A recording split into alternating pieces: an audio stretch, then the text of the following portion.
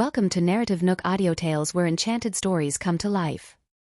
If you enjoy our stories, please subscribe, like and share to support our channel. Enjoy listening. The afternoon sun was shining brightly. After having lunch together, Nicole, Sean, and Steve returned to the office. Sean, Everett has been unusually quiet recently.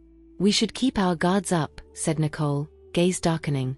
She knew why Rain and James suddenly showed up at the Riddle family manor back then. However, she figured that Rain would never just sit back and do nothing after not acquiring any information she wanted. That was why she found a way to leak the information to her father. Rain had been quite active recently, yet Everett remained still. That was why Nicole felt a little uneasy. Sure, I got it, Sean responded seriously. Steve, is everything going well with the recent projects?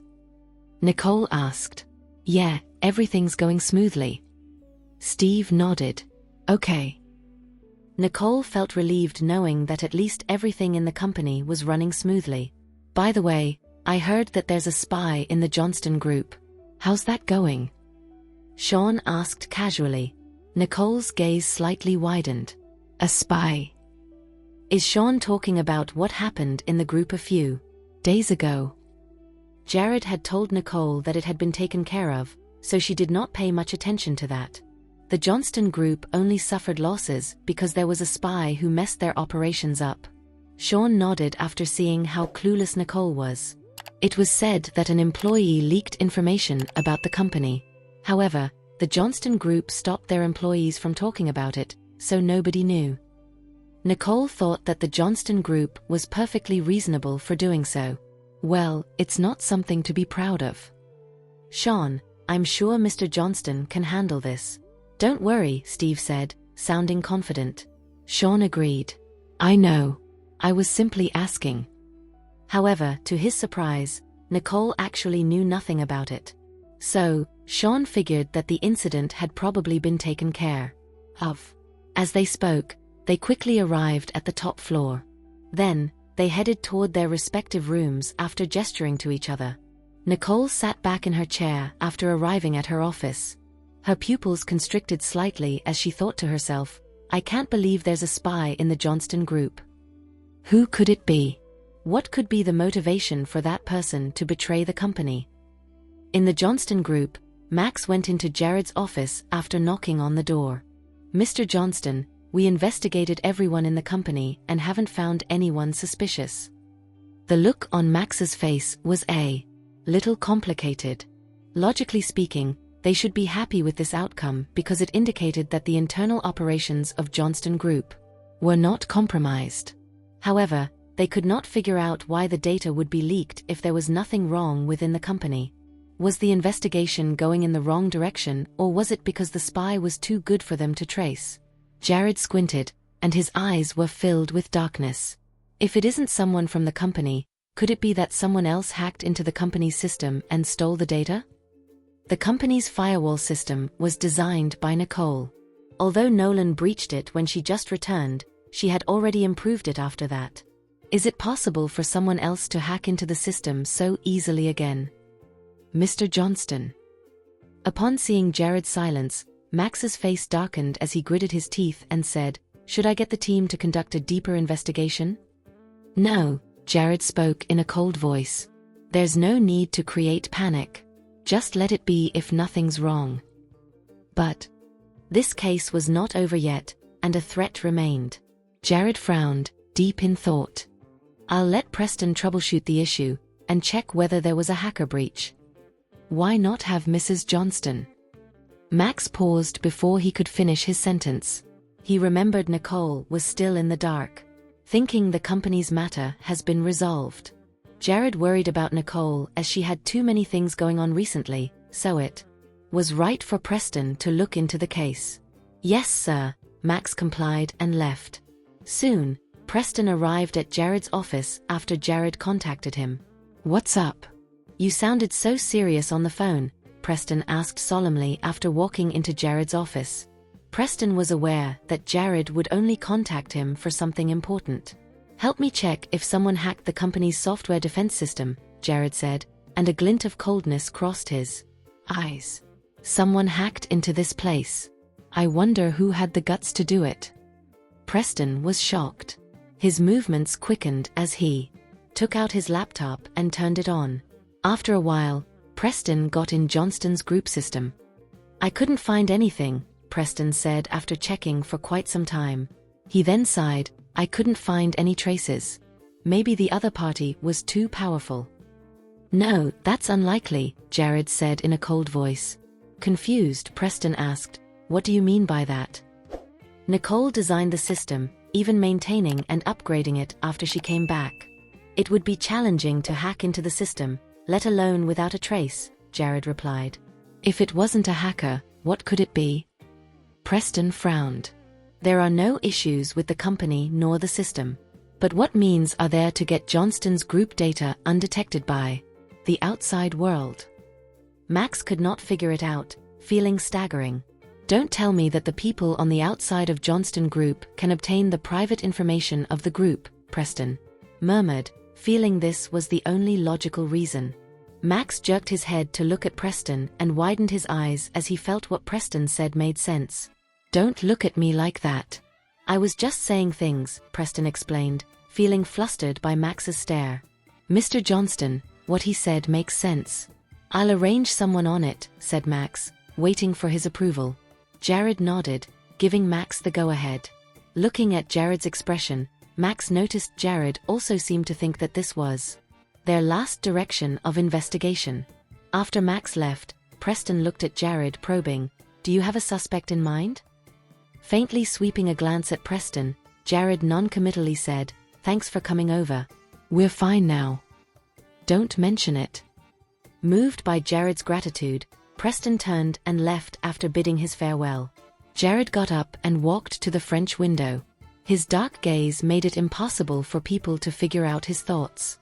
At dusk, Nicole and Lulu took care of all the documents and left the company. Just as they got out, Lulu's smile faded while Nicole frowned. Lulu. Spencer waved at Lulu, walking toward them in huge strides. Spencer's arrival should have been a joyful occasion for Lulu. The thing was, Iselin was right beside Spencer, making Lulu still depressed. What's going on between you two? Nicole was quite upset with Spencer's decision to bring Iselin along. Had she not caused enough trouble before? Sensing Nicole's emotions, Spencer explained helplessly, we bumped into each other just now.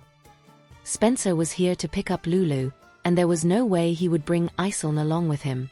However, he had no choice but to take Iselin with him since she asked him for help. Well, isn't that a coincidence? Lulu snorted. If I'm not mistaken, Ms. Iselin's hotel is not in the same direction as Riddle Corporation. Who would believe in encountering each other twice like this? As if the photo incident was not enough, Lulu might have let this case slide as Spencer promised his teacher to take care of Iselin. However, she could not overlook it now. Not expecting Lulu to snap, Iselin's face turned pale, and she apologized in shame. I'm so sorry. I'm trying to find a place to stay. As I looked around, I passed by and coincidentally bumped into Spencer. Iselin's aggrieved look annoyed Lulu. Lulu thought, I didn't even say anything harsh. Why was she looking aggrieved? Shouldn't it be the other way around? Lulu, Iselin is looking at houses around this area. She's going to buy an apartment and stop living in the hotel. Spencer gently held Lulu's hand. Let's go now that you're off work. Go. Lulu said with confusion. So Spencer was telling her all this just to explain and not to defend Iselin? For some reason, Lulu could not control herself and smiled at his actions. Nicole chuckled at the sight of Lulu, unable to contain her joy and smile. Spencer, I'm not familiar with this area. Could you come along to check out the apartment with me? Iselin asked pitifully and grabbed Spencer's sleeve, sensing Spencer was going to leave with Lulu. Spencer withdrew from her hold. He said awkwardly, you won't get to see any apartments as most of the agencies are off duty by this time. Honestly speaking, I'm not familiar with the area either. Why don't you find anyone else in the company to accompany you tomorrow? But I really don't want to stay in the hotel. I'm scared, Aislinn said, her eyes welled up with tears. Lulu's expression turned sour at Aislinn's look of innocence. Ms. Aislinn wants to find an apartment, right? Why don't I help you? Since I'm experienced. Lulu asked with a look of concern, as if she really wanted to help Aislinn. Aislinn's expression stiffened, caught in a difficult position. Whether she accepted or rejected Lulu's assistance, she could not get her way anymore. Her intent was to be in touch with Spencer. If she really found a new place to stay, she wanted to invite Spencer over. She had never imagined that things would turn out as they were now. Not to mention, she never expected Lulu to offer her help, reckoning Lulu's kindness. Aren't you in a hurry to find a place to stay? Or you just don't need help anymore? Lulu inquired again, seemingly confused at Aislinn's expression and silence. Oh, honestly, it's not that urgent, Aislinn said while gritting her teeth, giving a fake smile. Since Spencer doesn't have the time today, I'll find someone else to help tomorrow at the company. There's no need to trouble you, Lulu. In that case, do as you wished. Lulu smiled and showed respect for Aislinn's decision. Aislinn felt a surge of suppressed anger. She was caught in a predicament, unable to advance or retreat. Come on, Spencer. Let's go. Lulu took Spencer's arm and smiled. All right. Spencer nodded to Aislinn and walked away with Lulu. Looking at the couple walking side by side, holding each other's hands tightly, Aislinn clenched her teeth, trying to restrain her last shred of sanity. Lulu's not good enough for Spencer. How dare she stand beside Spencer? I disapprove. Ms. Aislinn, if there's nothing else, you should head home and rest. Nicole swept a glance at Aislinn and walked toward Jared's car. Once in the car, Nicole rubbed her temples. Then another pair of hands took over, gently pressing and rubbing for her. Jared observed her tired face before saying with concern, "It must have been tough." "It's fine." Nicole leaned against the seat. "I'm just a little speechless by Aislinn's little act just now." Even Lulu, the slow-witted one, noticed something was off with Aislinn, let alone the others. Lulu's actions shocked Nicole. She felt Lulu should have asserted Spencer was taken earlier. That way, she would not get bullied by Aislinn before. Looking at Nicole's sudden mix of depression and relieved expression, Jared shook his head. "Let them handle it on their own. You should take better care of yourself," Jared seemingly scolded her, but his tone was concerned, pampering Nicole. "I have nothing going on." Nicole shrugged her shoulder, feeling everything was fine. Jared reminded, "You haven't regained your memories.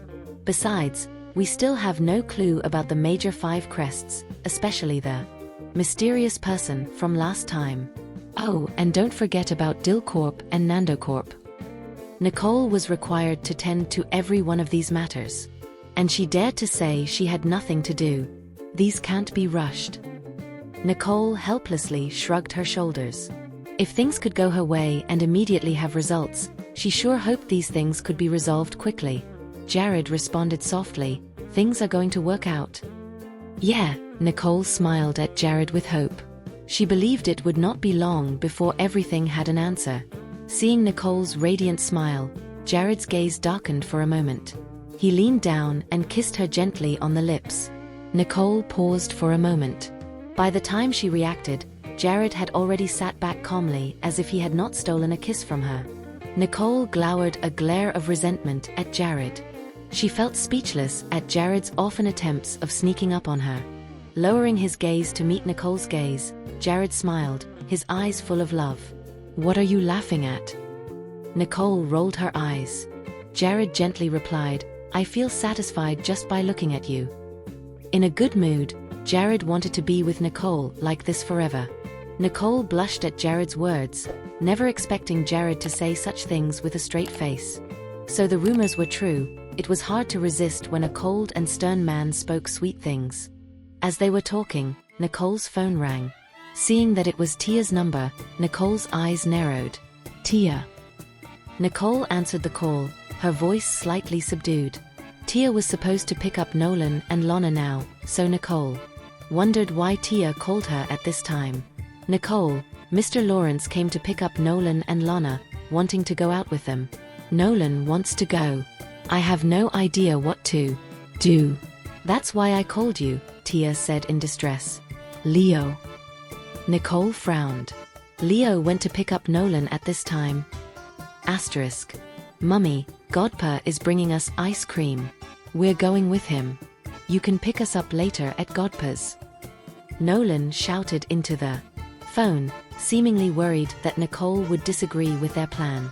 Nolan. Nicole screamed, but Nolan did not respond. Tia's voice sounded, Nicole, Nolan has already gone with Mr. Lawrence. This little bastard. Nicole was at a loss with Nolan's behavior. She continued to ask, what about Lana? Lana wants to go home, Tia responded. All right then. You take Lana home first. I'll pick Nolan up later, Nicole instructed. Okay, I'll take Lana home then. After ending the call, Nicole sighed in frustration. Nolan was becoming more and more of a headache. Nolan left with Lawrence. If you picked him up now, he might not be willing to go. Just let him eat ice cream first, Jared whispered. They should give Nolan some time with Lawrence. Knowing Jared's words made sense, Nicole agreed. Fine, we'll head home first. Nope, we're going to eat first, Jared said with indifference. They're going to eat if they head home. So why not eat out that way? They could straight away pick Nolan up when they're done. Nicole looked at Jared, inexplicably feeling like Jared was hiding his scheme behind his calmness. When Nicole looked carefully, Jared's expression remained calm. Nicole frowned, wondering if she had gotten the wrong idea. Soon, Jared took Nicole to eat dinner at a restaurant. After a romantic candlelight dinner, Jared used the excuse that Nolan must not have had enough fun with Lawrence and took Nicole for a movie before picking Nolan up. Upon reaching Lawrence's mansion, Nolan looked at Nicole with a sad expression. Mummy, what took you so long to pick me up? Nolan thought Nicole would have come to get him sooner, but she made him wait for so long. You seem to really want to go out and play. Hence, we've given you extra time. Jared looked at Nolan with indifference. I do want to go and play, but this was too long, Nolan gritted his teeth while looking at Jared. He strongly suspected Jared, the meanie, stopped Nicole from picking him up. Nicole, did you and Mr. Johnston come from home? Lawrence asked, seemingly in a casual manner while looking at Nicole. Nope. Jared held Nicole's hands. He said nonchalantly, we went out for a candlelight dinner and watched a movie afterward. You went on a date. Nolan instantly raised his voice, with a chagrined look. How could this be? I followed Godpa home in hopes that Mummy would pick me up as soon as possible. That way, they'll have the chance to spend more time together. How I knew this meanie took Mummy on a date. Jared's gaze was serious while looking at Nolan. He knew what this little boy was up to all along. Nolan felt a little guilty under Jared's stare, so he shifted his gaze and swallowed nervously. Oh no. Why do I get the feeling that Jared could see through me? Watching the interaction between father and son, Nicole felt frustrated. She noticed that Nolan inherited his cunning behavior from his father, and it was not because of his early intelligence. She was afraid his deviousness might rival Jared's when he grew up. With a sigh, Nicole rolled her eyes at Jared. Who would get so calculating with his son? Jared remained calm because he felt Nolan deserved the lesson. Let's see if Nolan would dare to play these little tricks again next time. He actually wanted to steal my wife away and matchmake her with someone else. This kid needs a good beating. Meanwhile, Nicole could not really argue with Jared, knowing his intentions. She could only sigh and turn her gaze toward Nolan. So, Mommy is here to pick you up. Do you want to go home? Of course, I want to go home, Nolan said in a huff. If I don't go back now, who knows where this meanie is going to take Mommy again? Gritting his teeth, Nolan waved at Lawrence. I'm going home, Godpa. Lawrence smiled faintly. It's getting late. Hurry home and rest. Yep, Nolan replied and went over to hold Nicole's hand. Let's go, Mommy. Nolan intentionally did not mention Jared. He pulled Nicole to walk in big strides as if he wanted to leave Jared behind. Jared chuckled at Nolan's actions. He turned to Lawrence, pretending to be polite. "Thank you for taking care of Nolan on behalf of us. We'll take him back now." Immediately, Lawrence's expression became dark.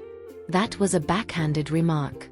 Although it sounded normal, he clearly understood the hidden message. Jared was not only scheming, but his sharp tongue also often left people defenseless. "No worries, Mr. Johnston," Lawrence responded, holding on to his last shred of sanity. Jared smirked and left, only this time, his expression cold the moment he turned away. From the investigation, they had gotten their findings. Although there was no direct evidence, Max found out Iris contacted Lawrence when she left the company. Besides that, Iris had even been to Genesis Group before. The two did not seem to have any interactions after that, but everything seemed to fall into place if the both of them were working together. Iris had made a deal with Lawrence, doing things that were detrimental to Johnston Group. Did she really think my tolerance had no limits? "Max, make adjustments to all the unfinished projects that Iris has handled," Jared said with an icy tone. "Why, Mr. Johnston, she wouldn't possibly dare," Max exclaimed. He believed if Iris had not gone insane, she should not have done anything so excessive. "She's already done it," Jared said coldly. Max was too stunned to speak. He lowered his head in agreement. "All right." Indeed, Iris had already done it. Even though she did not succeed this time, it did not mean Iris would stop there. They had to be on guard. Back in the car, the group headed to the Riddle family manor. Meanwhile, inside the mansion, Lawrence's gaze darkened as the car drove away. Gritting his teeth, Lawrence said with malice, "Jared Johnston, do you think you've won?" There were things that were still yet to be revealed. No one can be certain of the final result. "Mr. Leo," Ian whispered. This matter had not caused any substantial damage to Johnston Group. Should we think of other ways? Let's stay put first. Iris will do the job, Lawrence said coldly. Iris would have to play her role well enough after becoming his ally. She did say she was taking the next step. But why do I feel like she has already aroused suspicion? Should we act more carefully? Ian asked worriedly with a frown. Recently, the search for the outsider has been ongoing in Johnston Group. But the search gradually died down, so Ian felt it was suspiciously quiet. Lawrence swept a cold glance at Ian. So what if he suspects us? Does he have any evidence against us? If there was evidence against them, with Jared's personality, he would have not been so calm. Even if they discovered Iris was the traitor, it's difficult to track her actions. Iris was fired from the company, so who would even remember this invisible one? Moreover, even if they found out about Iris, it has nothing to do with me since Iris did all the dirty work, Lawrence thought. A hint of indifference crossed Lawrence's eyes, and Lawrence revealed a calculative expression. Meanwhile, inside the car, Nolan was tightly hugging Nicole's arms. His eyes were full of fury while staring at Jared. This meanie. He's gone too far in bullying me. Not only did he avoid Mommy picking me up, but he also even used this chance to take Mommy on a date. I feel suffocated by even thinking about this. Seeing Nolan's expression, Jared faintly looked at him and asked, "So, did you have fun with your godpa?" "Humph." Nolan grunted in dissatisfaction and turned his head away, not wanting to communicate with Jared. "Honestly, I think you could totally play with him more often if you'd like it," Jared suggested tolerantly, seeming to have the impression that it was better for Nolan to come out and play. "I don't want to," Nolan huffed. "I'm not going to fall for that meanest trick. Jared's going to use me as an excuse and go on dates with Mommy." Jared's eyes crossed a hint of joy and stopped teasing Nolan. Nicole shook her head helplessly while looking at the interaction between father and son. Truly, they were like enemies without a father-son relationship. Back at home, Gloria and Daniel were waiting for them in the living room with Lana. "Daddy, Mommy, Nolan." Lana ran over cheerfully upon their return. Jared scooped Lana up and said, "You must have been worried sick, Lana." "I was." Lana wrapped her arms around Jared's neck and smiled. Gently tapping Lana's nose, Jared's eyes filled with affection. Sugar-coated balm, Nolan muttered, dissatisfied. What did you say, Nolan? Lana lowered her head and asked with confusion. It's nothing. Nolan shook his head. Nolan felt that Jared had completely won over Lana, and Lana was not like her usual self. Nicole softly patted Nolan's shoulder. It's getting late. Go to bed. Daddy, I'm also going to bed now. Lana pouted while she still had her arms around Jared's neck. All right. Jared's eyes were full of tenderness as he took Lana upstairs in his arms. Meanwhile, Nolan lowered his head, heading toward the stairs. Mommy, I'm going to bed.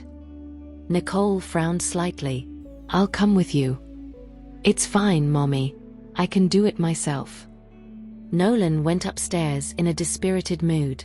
Worried, Gloria asked, What's happened to Nolan? He doesn't look so happy.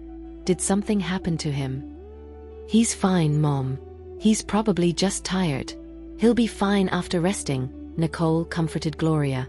Even if something had upset Nolan, it was caused by his own father. Nicole could not possibly tell her parents that Nolan was upset because he lost the father-son competition. As long as he's fine, Daniel said. He then advised, you should go check on Nolan. Yep, sure, Nicole responded and went upstairs. Is Nolan okay? Gloria still did not feel quite at ease. Daniel reassured her. Don't worry. Nicole will take care of it. They obviously could see Nolan was upset. However, Nicole said he was fine, and they trusted Nicole. Gloria looked in the direction of the room upstairs and said, Fine, then let's discuss it tomorrow morning. It's getting late. We should rest? Yes. The two stood up and walked toward their room. In the dead of the night, Nicole and Jared returned to their room after making sure the kids were asleep. Finally having the chance to discuss Nolan's issue, Nicole asked Jared helplessly, Are you really going to be so harsh on the child? Jared said seriously, I'm fine with everything else except for this. Jared could let go of anything Nolan did, but matchmaking his wife with another person was a matter he could never let someone off the hook, even if it's his son. Whoa, you really are enemies. Nicole rolled her eyes at Jared, feeling speechless. Jared pulled Nicole into his embrace and hugged her tightly. He then said with a grieving, You can't indulge him just because he's your son. It would hurt me. Jared Johnston, how old are you? Nicole rolled her eyes secretly. Is he really seeking comfort through petulance and whining? This has nothing to do with age. Plus what that boy did wasn't something a 5-year-old could have done, Jared retorted. He seemed determined to compete with Nolan for Nicole's favor. Nicole shook her head helplessly. Jared, you're really... Before Nicole could finish her sentence, her lips were sealed by Jared's. Jared's domineering kiss made Nicole powerless to fight back. Nicole unconsciously sank into his kiss, her gaze a little hazy. A hint of desire flashed in Jared's eyes as he reached out and undid the buttons of Nicole's blouse. The night passed, and the sun began to rise. Sunlight seeped into the couple's room through the curtains. Nicole frowned and slowly opened her eyes. Nicole could feel pain all over her body. She felt like her waist was going to break from Jared's tossing and turning. Gritting her teeth, she glared at the person beside her. Unexpectedly, Jared had a bright smile, looking back at Nicole. His eyes were full of affection. If you're too tired, just take the day off. Jared knew he lost control yesterday and knew Nicole must have been exhausted. Nicole glared at Jared, but it had no real heat. Does he want the entire world to know I needed a day off for this? That's so shameless. There's no need for that, Nicole said. She lifted the covers and got out of bed. Oh! In an instant, Nicole shrieked and returned to the bed. She pulled the covers to wrap around herself. Her cheeks were burning red. She was too angry just now that she forgot she was completely naked. Jared chuckled. Why are you shy? I've seen it all before. Shut up. I don't want to hear a word from you. Nicole threw a pillow at Jared. The pillow hit him without pain, so Jared did not even bother to dodge her attack. As long as she vented her frustrations, it was fine by Jared. Putting on a bathrobe, Jared wrapped Nicole in the blanket and carried her into the bathroom. Nicole struggled and kicked him in. Embarrassment. Put me down. I can walk on my own. Jared set Nicole down at the sink and smirked. If you're not tired, I don't mind continuing. In your dreams. Nicole interrupted, stuffing a toothbrush in Jared's mouth. Go brush your teeth and stop talking. Jared let out a low chuckle affectionately. Nicole shot him a warning glare, signaling that her patience was wearing thin if he kept laughing at her. Jared gently ran his fingers through Nicole's hair. All right, I'll brush. After a peaceful morning routine, Jared pulled Nicole and stole a kiss from her when she wanted to change her clothes in the wardrobe. He then walked into the wardrobe before her, leaving her standing alone with flushed cheeks. What's going on? How did we suddenly just do the deed? I was indeed gradually getting used to him and our identity as husband and wife. But are we just going to resume our true husband and wife identities? Nicole thought. The situation feels so surreal. Clearly, I had not regained my memories. So did I fall in love with Jared again? This thought flashed through Nicole's mind, causing her heartbeat to quicken. Nicole felt her heart pounding uncontrollably. Are you up, Mommy? Nolan and Lana suddenly sounded from outside the door. Nicole snapped back to her senses and quickly walked into the wardrobe. Jared had already gotten dressed and left the room when he heard the children. Before the kids could enter the room, Jared blocked them at the entrance. Daddy, why won't you let us in? Lana tilted her head in confusion. Jared picked Lana up, explaining, Mommy will be out in a sec. Let's wait for her downstairs. Oh, okay. Lana obediently agreed without asking further questions. Nolan, however, frowned. You guys go ahead. I'll wait for Mommy. Jared looked at Nolan but did not call him to follow. Nicole walked out of the wardrobe and saw Nolan standing in the room after changing her clothes. She then asked, Why are you standing here? I'm waiting for you, Nolan said straightforwardly. Nicole ruffled Nolan's hair and said softly, Let's go then. Nolan held Nicole's hand and followed her downstairs. At the dining table, everyone was already seated. However, they had not started eating as they were waiting for Nicole and Nolan. After both of them were seated, Daniel announced, Let's eat. Everyone started to eat after Daniel's signal. During the meal, Daniel and Gloria kept looking toward Nolan, making sure he was fine and back to his original self. Only then did the two grandparents feel truly at ease. After breakfast, the family prepared to leave for their respective duties. Tia came over slightly later than usual today. She apologized guiltily. Nicole, Mrs. Wallace Sr. wasn't feeling alright today. I had to watch her take her medicine before coming over, hence why I'm a little late. Mrs. Wallace Sr. isn't feeling well? The whole family heard Tia, and all had serious expressions. What's wrong with her? How is she now? In response to everyone's concern, Tia explained, she might have caught a cold. She has already taken medicine and slept. I'll continue to keep an eye on her condition when I return from sending Nolan and Lana to kindergarten. Alright, go ahead. I'll watch over Mrs. Wallace Sr. in the meantime, Gloria said.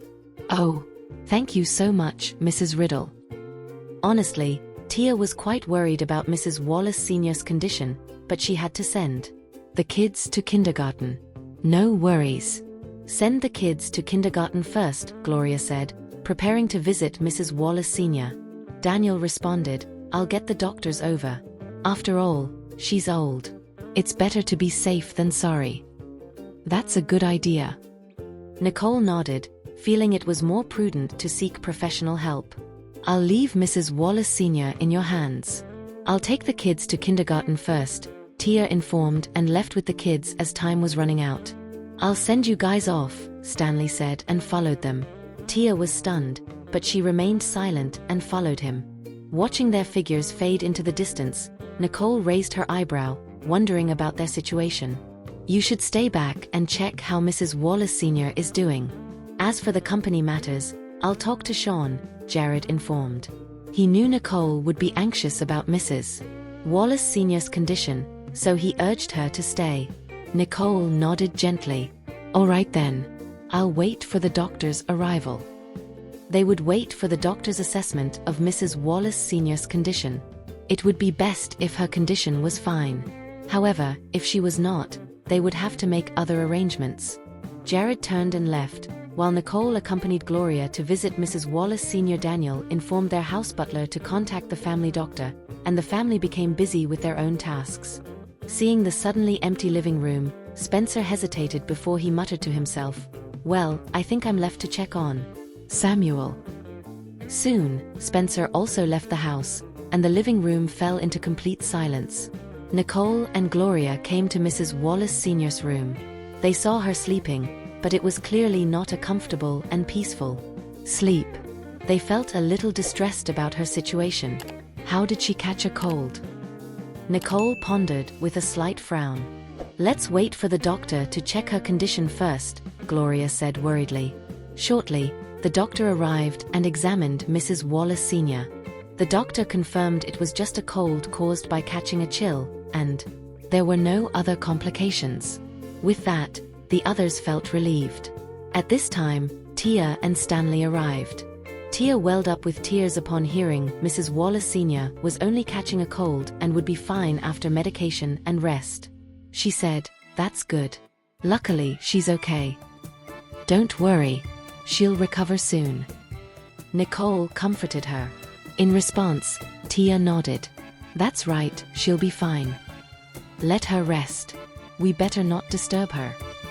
Gloria signaled everyone to leave when she saw Mrs. Wallace Sr. still in her deep sleep. Gloria and Nicole exchanged gazes and went out first.